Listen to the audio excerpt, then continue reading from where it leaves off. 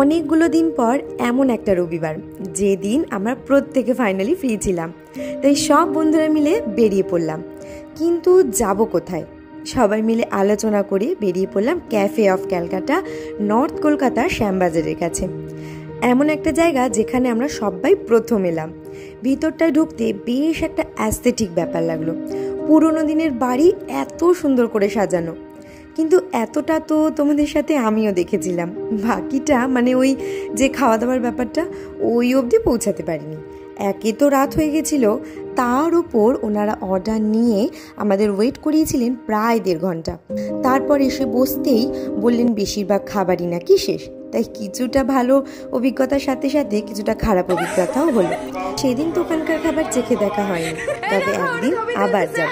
সবশেষে খাবারটা না জুটলেও আমরা কিন্তু সবাই মিলে বেশ মজা করেছিলাম।